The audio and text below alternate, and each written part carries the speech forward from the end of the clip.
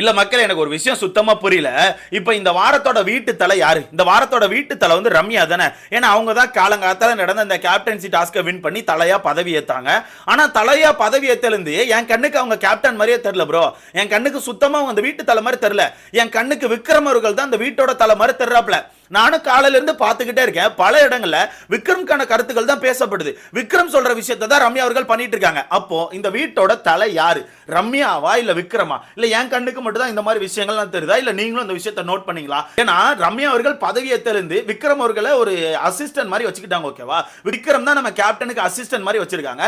Assistant கிட்ட ஒரு சில வேலைகளை வேணா சொல்லலாம். ஆனா அவர்கிட்ட போயிட்டு எல்லா கருத்துக்களும் எடுக்க கூடாது. அவர் சொல்ற கருத்துக்களை மட்டுமே ஃபாலோ பண்றதுக்கு எதுக்கு தனியா வீட்டு தலைன்னு ஒருத்தரை வைக்கணும்? வீட்டுத்தலன்னு ஒருத்தவங்களை தேர்ந்தெடுத்தது எதுக்கு? அவங்க தனிப்பட்ட முறையில் முடிவெடுப்பாங்க, அவங்க தனிப்பட்ட முறையில் வீட்டுக்குள்ள எல்லா விஷயங்களும் பண்ணுவாங்கன்னு சொல்லிட்டு. ஆனா இந்த வீட்டுத்தலை என்ன பண்ணியிருக்காங்கன்னா, விக்ரம் அவர்களை அசிஸ்டண்டா வச்சுக்கிட்டு அவர் சொல்ற விஷயங்களை எல்லாத்தையுமே வீட்டுக்குள்ள பண்ணிட்டு இருக்காங்க. அந்த வகையில் எனக்கு தெரிஞ்சு இந்த வாரம் இந்த வீட்டுத்தலை ரம்யா அவர்கள் பயங்கரமான நெகட்டிவ் வாங்க வாய்ப்பு இருக்கு, பயங்கரமான பாசிட்டிவ் வாங்க வாய்ப்பு இருக்கு. ஏன்னா ரம்யா அவர்கள் வீட்டு தலையா பதவி ஏத்தோன்னு அன்பு கேங் எல்லாருமே ஒரு மாதிரி ரம்யாவுக்கு சப்போர்ட் கொடுக்க ஆரம்பிச்சிட்டாங்க. அப்படியே ஆப்போசிட்ல பாத்தீங்கன்னா நம்ம டாக்ஸிக் கேங் இருக்குல்ல, அந்த டாக்ஸிக் கேங் இப்ப ரம்யாக்கு ஆப்போசிட்ல லைட்டா திரும்ப ஆரம்பிச்சிருக்காங்க. ஏன்னா ரம்யா வந்து சின்னதா ஒரு சம்பவம் பண்ணாங்க பாருக்கு ஆப்போசிட்ல. அந்த ஒரு சம்பவத்தை பிடிச்சு வச்சு வீட்டுக்குள்ள பாரு வந்து இப்ப பயங்கரமா ஒப்பாரி வச்சிட்டு இருக்காங்க. அந்த ஒப்பாரி மூலமா இப்ப டாக்ஸி கேங் ஃபுல்லாவே ரம்யாக்கு ஆப்போசிட்ல திரும்பிட்டு இருக்காங்க. சோ எனக்கு தெரிஞ்சு இந்த வாரம் ரம்யா அவர்கள் பயங்கரமான நெகட்டிவ் வாங்க வாய்ப்பு இருக்கு, சொல்ல முடியாது பயங்கரமான பாசிட்டிவ் வாங்க கூட வாய்ப்பு இருக்கு. என்னென்ன விஷயம் அப்படிங்கறத ஃபுல்லா சொல்றேன். அது மட்டும் இல்லாம பாரு அவர்கள் இப்ப அவங்களுக்கான ஒரு உண்மை முகத்தை இப்ப வெளியே காமிச்சாங்க. ஏன்னா தெரியும்ல, அவங்கள பொறுத்தவரைக்கும் வீட்டுக்குள்ள இருக்க எல்லாருமே யூஸ் பண்ண தான் ட்ரை பண்ணுவாங்க. அந்த வகையில போன வாரத்தோட எண்டுல ரம்யா அவர்களுக்கு பெஸ்ட் பெர்ஃபார்மன்ஸ் கொடுத்ததே ரம்யாவை அவங்க பக்கத்துல வச்சுக்கணும்னு சொல்லி தான். ஓகேவா? அந்த வகையில பெஸ்ட் பெர்ஃபார்மன்ஸ் கொடுத்துட்டு நேத்துக்கான எபிசோட்ல யார் இந்த வீட்டை விட்டு வெளியே போகணும் அப்படின்னு சொல்லி கேட்கும்போது ரம்யான்னு சொல்லி சொல்லியிருப்பாங்க. அந்த வகையில ரம்யா அவர்கள் கொஞ்சம் பாரு மேல கான்ல இருந்திருப்பாங்க போல. பட் பாரு என்ன நினைச்சிருக்காங்கன்னா, அவங்க பண்றது எல்லாமே ஃபன்னு, அதை பெருசா யாரும் கண்டுக்க மாட்டாங்கன்னு நினைச்சிருந்திருக்காங்க. ஆனா காலங்காலத்துல ரம்யா அந்த விஷயத்தை வச்சு பாருக்கு ஆப்போசிட்ல ஒரு போடு போட்டாங்க. அதை பிடிச்சு வச்சுட்டு பாரு வீட்டுக்குள்ள புலம்பிட்டு இருக்காங்க. புலம்புறது மட்டும் இல்லாம, நான் தான் அவளை வின் பண்ண வச்சேன், நான் தான் அவளை கேப்டன்சி போட்டிக்கு அனுப்பிவிட்டேன், நான் தான் அவளுக்கு பெஸ்ட் பெர்ஃபார்மன்ஸ் கொடுத்தேன்னு சொல்லிட்டு நான் தான் சொல்லி கிரெடிட்ஸை திருடிட்டு இருக்காங்க. அது என்னென்ன விஷயங்கள் அப்படிங்கறத பார்த்துடலாம். அது மட்டும் இல்லாம வீட்டுக்குள்ள ஆதிரை அவர்கள் தரமான ஒரு சம்பவத்தை பண்ணாங்க. பிக் பாஸ்க்கான கருத்தாவும் மக்களுக்கான கருத்தாவும் வீட்டுக்குள்ள போய் ஒரு பயங்கரமான ஒரு கருத்தை போட்டாங்க.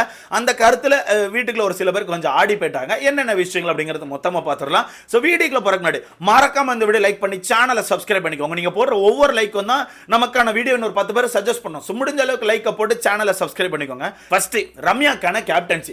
ரம்யா வந்து இப்பதான் வீட்டு தலையா பதவியே ஏத்திருக்காங்க. பட் பதவி ஏத்த 10 நிமிஷத்துல வீட்டுக்குள்ள ரொம்பவே ரூடா நடந்துக்கிறாங்க. பட் கேப்டன் அப்படிதான் இருந்தாகணும். ஓகேவா? அது முக்கியமா இந்த சீசன்ல இந்த ஆட்கள் மத்தியில் அப்படிதான் இருந்தாகணும். ஆனா எனக்கு தெரிஞ்சு இந்த ரூட்னஸ் வந்து கண்டிப்பா உங்களுக்கு நெகட்டிவ் தான் வாங்கி கொடுக்கும். அவங்க என்ன பண்றாங்கன்னா, சின்னதா பேசினா கூட ஒரு மாதிரி டக்கு டக்குன்னு இவங்க கத்த ஆரம்பிக்காங்க. பேசாதான்னு சொல்றேன்ல, இப்படி பண்ணாதான்னு சொல்றேன்னு சொல்லிட்டு ஒரு மாதிரி கத்துறாங்க. இதை போன வார கேப்டன் எவ்வளவு அழகா ஹேண்டில் பண்ணாருன்னா, கை தட்டுவாப்ல. அவர் ஒரு மாதிரி கைத்தட்டி சவுண்ட் விடாத அப்படின்னு மாதிரி கைத்தட்டி காமிச்சாப்ல. பட் இப்போ ரம்யா என்ன பண்றாங்கன்னா, ஒரு மாதிரி மாத்தி மாத்தி கத்திட்டு இருக்காங்க. அந்த வகையில் எனக்கு தெரிஞ்சு அந்த விஷயத்துல கொஞ்சம் நெகட்டிவ் வாங்க வாய்ப்பு இருக்குன்னு எனக்கு தோணுது. அது மட்டும் இல்லாம இந்த டீம் பிரிக்கிறது எல்லாமே ரொம்ப பக்காவா பிரிச்சு விட்டாங்க. பிரிச்சு விட்டதுக்கு அப்புறம் அவங்களுக்கான போட்டோ போர்டு வந்துச்சு. அந்த போட்டோ போர்டு அந்த தலை ரூம்ல போய் ஒட்டுவாங்கல்ல, அப்ப ரம்யா கொண்டு அங்க போய் ஒட்டுறாங்க. ஒட்டும் போது நம்ம பார்வர்கள் அங்க போய் ஏதோ சொன்னாங்க. ஓகேவா? என்ன ஞாபகம் வச்சுக்கோ, நான் தான் உன்னை இங்க கொண்டு வந்தேன் அப்படின்ற மாதிரி ஏதோ ஒன்று சொன்னாங்க. டப்புன்னு அந்த இடத்துல ரம்யா என்ன சொல்றாங்கன்னா, தெரியும் நீ வெளியே உட்கார்ந்து என்னெல்லாம் பேசிட்டு இருக்கேன் எனக்கு தெரியும்னு சொல்லிட்டு ரம்யா டக்குன்னு சொல்லிட்டாங்க. சொன்னோடனே நம்ம பாருக்கு பயம் வந்துச்சு. ஆஹா, நம்ம வெளியே பேசின விஷயத்தை கேட்டுருப்பா போலயே, அப்ப நம்மள இந்த விஷயத்தை வச்சு கும்மோ போலன்னு சொல்லிட்டு அந்த இடத்துல இருந்து அக்கா புலம்பிட்டே வெளியே வந்துட்டாங்க. வெளியே வந்து சாண்ட்ரா கிட்ட போய் புலம்பிருப்பாங்க, பிரஜன்ட்ட போய் புலம்புறாங்க, உட்கார்ந்து புலம்பிட்டே இருக்காங்க. என்ன புலம்புறாங்கன்னா, நான் தான் அவளுக்கு பெஸ்ட் பெர்ஃபார்மன்ஸ் கொடுத்தேன், நான் தான் அவளை பெஸ்ட் பெர்ஃபார்மர் ஆக்குனேன், நான் தான் அவளை அந்த தலை போட்டிக்கு அனுப்புனேன், என்னாலதான் இப்ப அவ தலை பொறுப்புல இருக்கா. அப்படி இருக்கும்போது அவ எனக்கு ஆப்போசிட்ல பேசுறா, அப்ப ஒரு பாம்பு தானே, பாம்பு கொத்தத்தான் செய்யும் அப்படிங்கறத காமிச்சிட்டாலன்னு சொல்லிட்டு ரம்யாக்கு ஆப்போசிட்ல பேசிட்டு இருக்காங்க. இதுல எனக்கான கேள்வி என்னன்னா, வீட்டுக்குள்ள இருக்க எல்லாரையுமே யூஸ் பண்ண நினைக்கிறீங்களா? அப்ப நீங்க யாரு? வீட்டுக்குள்ள இருக்க எல்லாரையுமே இந்த மாதிரி சின்ன சின்ன வலையில உள்ள வச்சு உங்களுக்கு தேவைக்கு ஏற்ற மாதிரி யூஸ் பண்ண நினைக்கிறீங்களா? அப்ப நீங்க யாரு? ஏன்னா வீட்டுக்குள்ள எல்லாரையுமே இப்படிதான் யூஸ் பண்றாங்க ப்ரோ. நான் அன்னைக்கே சொன்னேன் தெரியுமா, இந்த பெஸ்ட் பெர்ஃபார்மன்ஸை இப்ப ரம்யா தூக்கி கொடுத்துருக்காங்க. கடைசியில கண்டிப்பா இதை வச்சு ஏதாவது கேம் ஆடுவாங்க. வேணா பாருங்க, ஒன்னு ரம்யாவை மனித வெடிகுண்டா மாத்துவாங்க, இல்லன்னா ரம்யாவை பக்கத்துல வச்சு சொம்படிக்க விடுவாங்கன்னு சொன்னேன். அந்த வகையில ரம்யா 2-3 நாள் சொம்பு தான் அடிச்சாங்க. ஆனா இதுக்கான எபிசோட்ல நம்ம பார்வர்கள் ரம்யாவை பார்த்து இவ தான் அந்த வீட்டை விட்டு வெளியே போகணும்னு சொல்லிட்டாங்கல்ல, அங்க ரம்யா கொஞ்சம் தெளிஞ்சிட்டாங்க. ரைட்டு, பாருக்கான கேம் இதுதான் சொல்லிட்டு அதனால காலங்காலத்துல போட்டு உடச்சிட்டாங்க. நீ என்னென்ன பேசணும் எனக்கு தெரியும் சொல்லி போட்டு உடச்சிட்டாங்க. இதை பிடிச்சி வச்சுட்டு நம்ம பாரு இப்போ உட்காந்து ஒப்பாரி வச்சுட்டு இருக்காங்க. ரம்யா இப்படித்தான், ரம்யா வந்து அவ யாருன்னு காமிச்சிட்டா, நான் தான் இவ்வளவு பெரிய விஷயத்தை அவளுக்கு எடுத்து கொடுத்தேன், பட் இப்போ அவ என்னைய ஆப்போசிட் பண்றான்னு சொல்லிட்டு அக்கா ரம்யாக்கு ஆப்போசிட்ல கதறிட்டு இருக்காங்க. இதுல பெரிய சிரிப்பான ஒரு விஷயம் நடந்துச்சு. ரம்யா வெளியே வராதப்போ அக்கா என்ன பண்ணுவாங்கன்னா, இந்த கார்டன் ஏரியாவில் உட்காந்து பிரஜன் கிட்ட பயங்கரமா பேசிட்டு இருப்பாங்க. அவ இப்படி பண்ணிட்டா அப்படி பண்ணிட்டா, அவளை நான் தான் வின் பண்ண வச்சேன், இப்படி கேவலமா நடந்துக்கிறா, எல்லாரும் இப்படித்தான் பண்றான்னு சொல்லி பேசிட்டு இருப்பாங்க. ரம்யா அப்படி நடந்து வந்தாங்கன்னு வச்சுக்கோங்களேன், உடனே அந்த டாபிக்கை மாத்தி ரம்யா வர பாரு, ரம்யா சூப்பர்னா, வேற லெவல், அவெல்லாம் எனக்காண்டி பல இடத்துல நின்றுருக்கா, அவ ரொம்ப ஒரு பெஸ்ட் பிளேயர்னா, அவ எனக்கு தெரியும், அவ இந்த இடத்துக்கு வருவான்னு எனக்கு நல்லா தெரியும்னா, அவ ஒரு மாதிரி நல்ல பிளேயர், அதனால தான் அவளுக்கு நான் பெஸ்ட் பர்ஃபார்மன்ஸ் கொடுத்தேன்னு சொல்லிட்டு அப்படியே அந்த பல்ட்டி அடிச்சிருது. நான் என்ன கேட்கிறேன், அவ்வளவு பெரிய வீராங்கனையா இருந்தீங்கன்னா ரம்யா நிற்கும் போதே பேச வேண்டியதானுங்க, ரம்யா கிட்டே பேசுங்க, ரம்யா கிட்டே டேரக்டா நீ எப்படி பண்ண அப்படி பண்ணன்னு சொல்லி கேளுங்க. அதையா பம்மிட்டு கேட்குறீங்க? ரம்யா வந்தானே பம்மிக்கிட்டு ஏன் இப்படி பேசுனேன், உன் மனசுக்குள்ள ஏதாச்சும் கோவம் இருக்கா, நான் சொன்னதில் தான் உனக்கு வருத்தம் இருக்கா, நான் வந்து எல்லாம் கேமுக்காக தான் பண்ணேன், நான் நேற்றுக்கான எபிசோட்ல நீ தான் அந்த வீட்டை விட்டு வெளியே போகணும்னு சொல்லி சொன்னது எல்லாமே நான் கேமுக்காக பண்ணதான், கேமை இன்ட்ரெஸ்ட் ஆகணும்னு தான் பண்ணேன், வேற எதுவும் இல்லைன்னு சொல்லி அக்கா அந்த பல்ட்டி அடிச்சுட்டு இருக்காங்க. ஸோ மொத்தத்தில் அக்காக்கான புத்தியை காட்ட ஆரம்பிச்சிட்டாங்க அப்படிங்கிறதா உண்மை. ஒருத்தவங்களுக்கு பெஸ்ட்டு கொடுத்துருக்கீங்களா, மனசார கொடுத்தீங்கன்னா அதை விட்டுறணும். அதை விட்டுட்டு நான் இதுக்காக தான் கொடுத்தேன் அதுக்காக தான் கொடுத்தேன், என்னால் தான் அவள் அங்கே இருக்கா, என்னால் தான் இவ்வளோ பெருசாக வளர்ந்துட்டான்னு சொல்லி காமிச்சிங்கன்னா உங்களுக்கான வாழ்க்கை வளரவே வளராது. ஓகேவா? ஸோ அந்த வகையில் அக்கா இப்போ அப்படியே டாக்ஸிக் கேங்குள்ள அப்படியே பேசி டாக்ஸிக் கேங்க அப்படியே ரம்யாக்கு ஆப்போசிட்ல திருப்பிட்டு இருக்காங்க. திவ்யா மட்டும்தான் கொஞ்சம் உஷாரா இருக்காங்க, மற்றபடி எல்லாமே ரம்யாக்கு ஆப்போசிட்ல திரும்ப ரெடி ஆயிட்டாங்க. அடுத்ததா வீட்டுக்குள்ள விக்ரம் அவர்களை நம்ம ரம்யா வந்து அசிஸ்டண்டா போட்டிருக்காங்க. வீட்டுக்குள்ள ஸ்டோர் ரூமுக்கு ஏதாவது வந்தாலும் சரி, இல்லை வீட்டுக்குள்ள என்ன நடந்தாலும் சரி, அசிஸ்டன்ட் தான் எல்லாத்தையும் போய் ஃபாலோ பண்ணணுமா, அவர் தான் எல்லா விஷயத்தையும் ரொம்ப ஸ்ட்ரிக்டா ஃபாலோ பண்ணணுமா, வீட்டுக்குள்ள வேலை சரியா நடக்குதா, எல்லாரும் கரெக்டாக வேலை பண்ணியிருக்காங்களா, எல்லா விஷயத்தையுமே விக்ரம் அவர்கள் தான் ஃபாலோ பண்ணணும் போல. அப்போ விக்ரம் கண்டிப்பா இந்த வாரம் பயங்கரமா ஸ்கோர் பண்ணுவாப்ல, அவர் சும்மாவே ஆடுவாப்ல, அப்போ சலங்கை கட்டி விட்ட பிறகு சும்மா இருப்பாப்ல, கண்டிப்பா ஆடுவாப்ல. பட் விக்ரம் இப்ப என்ன பண்ண ஆரம்பிச்சிட்டாருன்னா, ஃபுல் அண்ட் ஃபுல் ரம்யாவை ஓவர் ஷேடோ பண்ண ஆரம்பிச்சிட்டாப்ல. அவருக்கான கருத்துக்கள் மட்டும் தான் வெளியே தெரியுதே தவிர ரம்யாக்கான விஷயங்கள் வெளியே சுத்தமா தெரிய மாட்டேங்குது. அவர் தான் ஃபுல்லா தலை மாதிரி இந்த வீட்டுக்குள்ள பண்ணிட்டு இருக்காப்ல.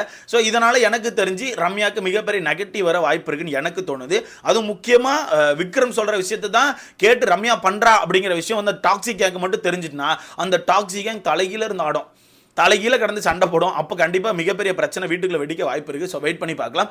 அடுத்ததா நம்ம ஆதிரி அவர்கள் ஒரு தரமான கருத்து வீட்டுக்குள்ள போட்டாங்க. என்னன்னா, அந்த தலை பதவி இவங்க ஏற்றுட்டு டீம் எல்லாம் பிரித்து விட்டதுக்கு அப்புறம் அந்த இடத்துல ஆதிரை வந்து ஒன்று சொன்னாங்க, இந்த வீட்டை நீங்கள் யாருமே மதிக்கலை, இந்த வீட்டை நீங்கள் யாருமே மதிக்க மாட்டேங்கிங்க, வெளியே இருந்து பார்க்கும்போது ரொம்ப மோசமாக இருக்குது, இந்த வீடை வந்து கொஞ்சம் மதித்து நிறைய விஷயங்கள் பண்ணுங்கள். முக்கியமாக கமாருதீன், நீங்கள் அந்த ரெஸ்ட் ரூம்லேருந்து இந்த சேவ் பண்ணீங்களே, கீழே எல்லாருக்கான பொருள் இருக்கே, அப்போ உங்கள் இஷ்டத்துக்கு சருன்னு சேவ் பண்ணி போடுறீங்க, முடி கீழே விழும்ல, அப்போ கொஞ்சமாச்சும் நீங்கள் கேர்ஃபுல்லாக இருக்கணும்ல. இந்த மாதிரி நம்ம இந்த வீட்டை ரொம்ப கேர்ஃபுல்லாக இது பண்ணுறோம், ரொம்ப ஒரு மாதிரி என்னமோ போட்டு வீடு தானே அப்படின்ற மாதிரி விடுறோம். இந்த வீட்டை அப்படி விடக்கூடாது, இந்த வீட்டை நம்ம ரொம்ப அழகாக பார்த்துக்கணும், ப்ளீஸ் தயவுசெய்து இந்த வீட்டை அழகாக பார்த்துக்கோங்க, இப்படி பண்ணாதீங்கன்னு சொல்லிட்டு பயங்கரமான அட்வைஸ் கொடுத்தாங்க. அடுத்த சாண்ட்ரா அவர்களுக்கும் ஒன்று சொன்னாங்க. சாண்ட்ரா பொறுத்தவரைக்கும் ஒரு நாள் ரூமில் உட்காந்து காலை ஷேவ் பண்ணியிருப்பாங்க, ட்ரிம் பண்ணியிருப்பாங்கன்னு சொல்லலாம், அந்த மிஷின் வச்சு இது பண்ணாங்க. அப்படி இருக்கும்போது அதே சொல்கிறாங்க, நீங்கள் ரூம்குள்ளே வச்சு ஒன்று பண்ணீங்களா, அதெல்லாம் ரொம்ப தப்பு, இதே உங்கள் வீடாக இருந்தால் அப்படி பண்ணுவீங்களா, உங்கள் வீட்டில் உங்கள் பெட்ரூமில் இந்த மாதிரி விஷயங்கள் பண்ணுவீங்களா, பண்ண மாட்டீங்களா, அதே மாதிரி இந்த வீட்டையும் பாருங்கள், அதே மாதிரி இந்த வீட்டையும் மதித்து தயவுசே நடந்துக்கோங்க, இப்படி பண்ணாதீங்கன்னு சொல்லிட்டு ஆதிரை அவர்கள் தரமான கண்டென்ட்டை கொடுத்தாங்க. என்னை பொறுத்தவரைக்கும் அது உண்மை. ஆதிரை வந்து பிக் பாஸ்க்காகவும் மக்களுக்காகவும் அந்த இடத்துல பேசியிருக்காங்க அப்படிங்கிறத உண்மை. ஏன்னா அப்படி தான் நடக்குது. இந்த வீட்டை அவனை மதிக்க மாட்டேங்கானு, சும்மா குப்பையாக்குறானுவ, சும்மா முடியை வெட்டி போடுறானுவ, சும்மா சேவ் பண்ணுறானுவ, சும்மா தண்ணியை ஊற்றுறானுவ, சும்மா அப்படி இந்த வீட்டை அவனை சுத்தமாக மதிக்கலை. எங்கேயோ ரூம் எடுத்து தங்கியிருக்கோம், இருக்கிறது இருப்போம், காலி பண்ணி போகும்போது குப்பையாக்கிட்டு போவோம், கழுவாண்டே வந்து கழுவோம் அப்படின்னு மாதிரி ரொம்ப அசால்ட்டாக இருக்காங்க. அந்த வகையில் ஆதிரர்கள் ஒரு தரமான விஷயத்தை சொல்லிட்டு போனாங்க. பட் ஃபாலோ பண்ணுவாங்களா அப்படிங்கிறத எனக்கு தெரியல. ஸோ வெயிட் பண்ணி பார்க்கலாம். இதில் நான் வந்து ரம்யாக்கு ஏன் நெகட்டிவ் வரும்னு சொல்லி சொல்கிறேன்னா, டாக்ஸிக் கேங் கண்டிப்பாக ஆப்போசிட் பண்ணுவாங்க. ஓகேவா? கண்டிப்பாக டாக்ஸிக் கேங் ஆப்போசிட் பண்ணுவாங்க. ஆனால் இங்கே என்ன பாசிட்டிவ் ஆகும்னா, இந்த அன்பு கேங் எல்லாமே இப்போ ரம்யாவுக்கு சப்போர்ட் பண்ண ஆரம்பிச்சிட்டாங்க. அன்பு கேங் எல்லாமே ஓகே, ரம்யா வந்து டாக்ஸிக் கேங் ஆப்போசிட்ல செயல்படுறா, அப்போ இவளுக்கு நம்ம சப்போர்ட் கொடுக்கணும்னு சொல்லிட்டு அன்பு கேங் எல்லாமே ஒரு மாதிரி ரம்யாக்கு சப்போர்ட் கொடுத்துட்டு இருக்காங்க. இதனால கண்டிப்பா ரம்யாக்கு பல இடங்கள்ல பாசிட்டிவாக வாய்ப்பு இருக்கு, பல இடங்கள்ல நெகட்டிவாக வாய்ப்பு இருக்கு. ஸோ வெயிட் பண்ணி பார்க்கலாம். வரப்போற இந்த வீக்லி டாஸ்க்கை பொறுத்து இவங்களுக்கான கேப்டன்சி காப்பாற்றப்படுமா இல்ல அந்த கடல்ல மூழ்குமா அப்படிங்கிறத வெயிட் பண்ணி பார்க்கலாம். ஸோ நீங்க சொல்லுங்க, உங்களுக்கான கேப்டன்சி எப்படி இருக்கு? ரூடா இருக்கா, இல்ல நம்ம விக்ரம் ஓவர் ஷேடோ பண்றாரா? இதை பத்தி உங்களுக்கான கருத்தை மறக்காம கமெண்ட்ல போடுங்க. அடுத்த வீடியோல பார்க்கலாம்.